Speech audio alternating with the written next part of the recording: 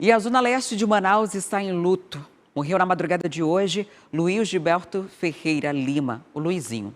Ele era o presidente da escola de samba A Grande Família do bairro São José, na Zona Leste aqui da capital. As primeiras informações é de que Luiz Gilberto faleceu em casa enquanto dormia.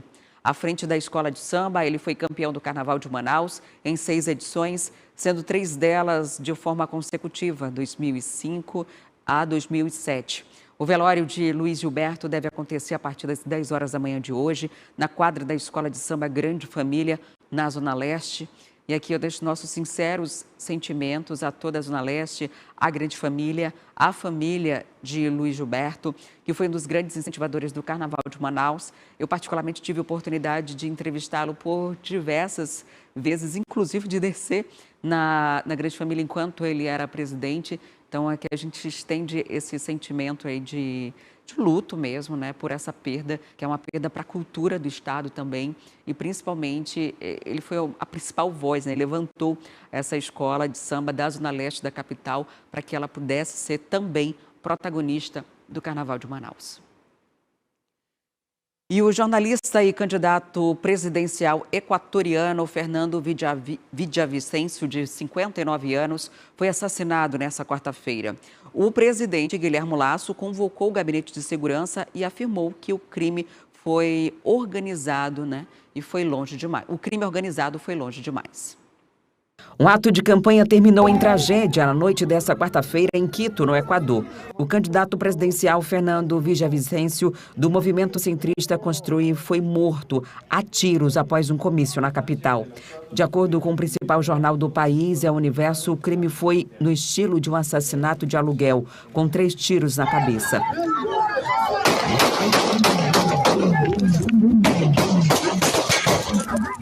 Ele era um dos 8 candidatos no primeiro turno das eleições presidenciais que ocorrerão no dia 20 de agosto. Segundo as mais recentes pesquisas no país, o político de 59 anos aparecia em segundo lugar nas intenções de votos, atrás da advogada Luísa Gonçalves, a única mulher na disputa e afiliada ao ex-presidente do Partido Socialista, Rafael Correa.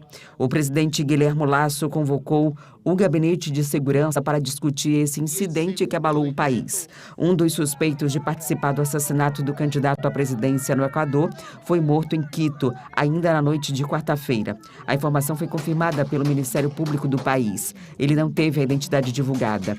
Há uma semana, Villavicencio denunciou ameaças contra ele e sua equipe de campanha, supostamente vindas do líder de uma gangue conhecido como Fito, ligada a uma organização criminosa conhecida como Los Cocheros. O Equador tem enfrentado nos últimos anos o aumento do crime relacionado ao tráfico de drogas, o que quase dobrou a taxa de homicídios. O país tem enfrentado uma grave crise de segurança pública, com diversos massacres em presídios e conflitos entre gangues, aliados a uma profunda crise política que tem dificultado o controle da escalada de violência no país. O presidente do Equador, Guilherme Lasso, decretou estado de exceção.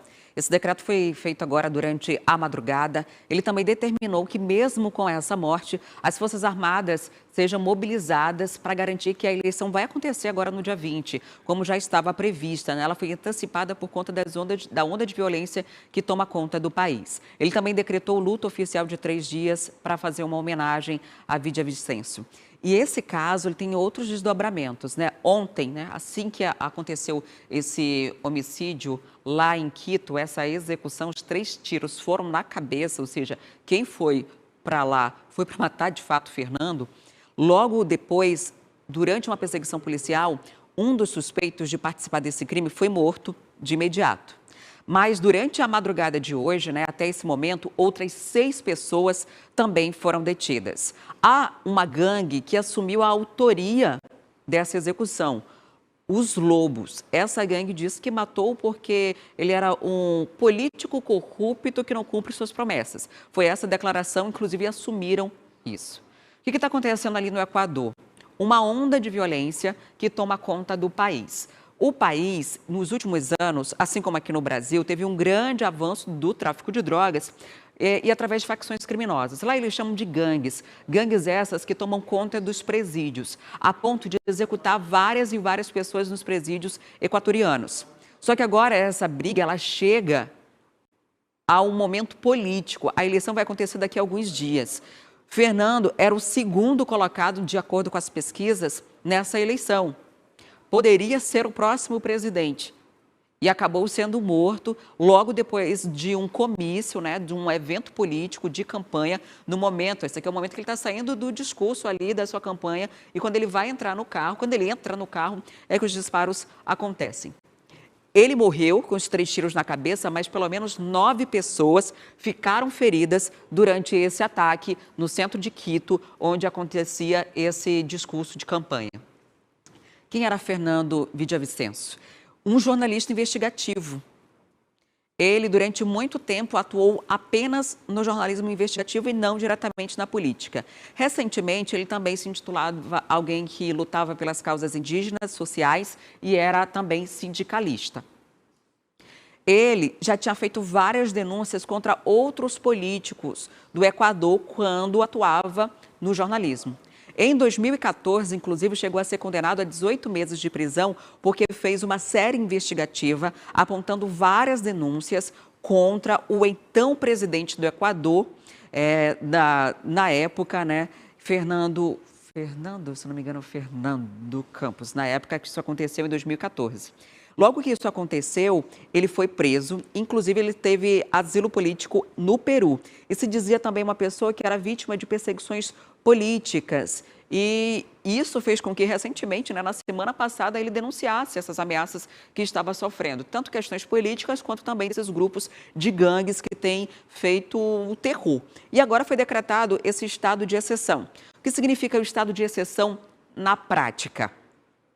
Quando o presidente ele determina o estado de exceção, ele está passando por cima de todas as outras autoridades. E ele decretou durante 60 dias. Laço agora tem poder sobre o legislativo, sobre as polícias, sobre o judiciário. E isso acontece em algumas situações, inclusive é permitido no Brasil, acontece em algumas situações quando o caos está instaurado, quando não há mais controle sobre o que deveria estar acontecendo, quando as autoridades policiais, quando as autoridades judiciárias, ninguém consegue resolver o caos. Então há essa possibilidade. Fazendo aqui uma correção, o Fernando foi o que morreu, né, agora.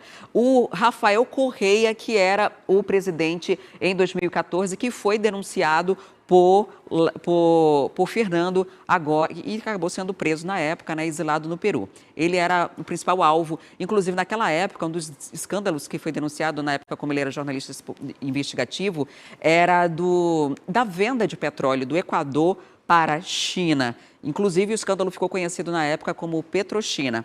E isso fez com que ele acabasse sendo condenado. Depois voltou, entrou no movimento político e agora poderia ser até o presidente do Equador, se não tivesse sido morto, como foi ontem.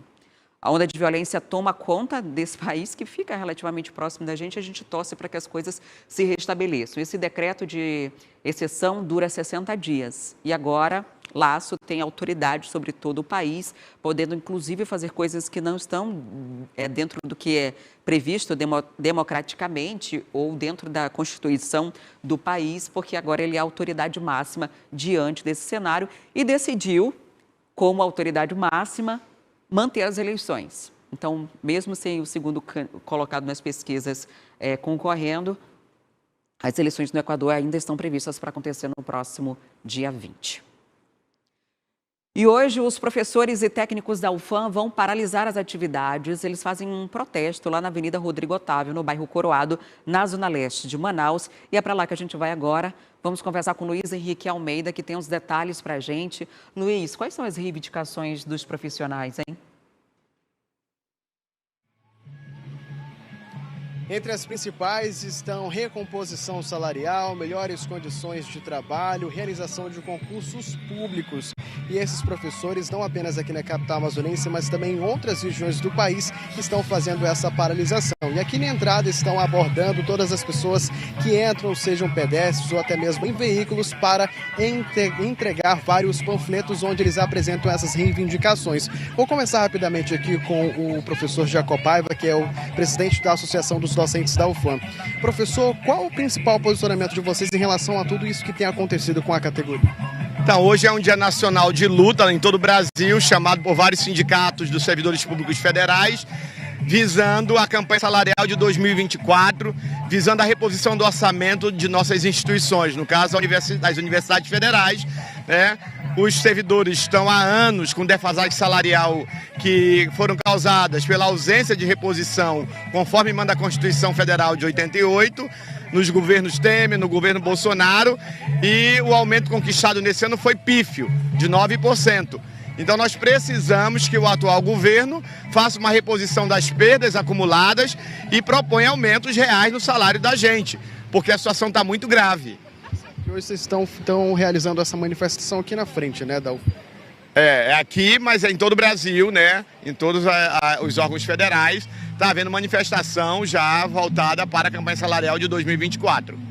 Professor, muito obrigado, viu, pelas suas informações. Pois é, Adriana, então a gente conseguiu aqui conversar rapidamente com o professor para entender um pouco de todo esse cenário, até porque a lei de orçamento anual, que também contempla esses servidores, ela deve ser discutida até o dia 31 de agosto. Então, eles querem que antes dessa data tudo seja resolvido e que esses acordos possam ser feitos. Volto com você, Adriane.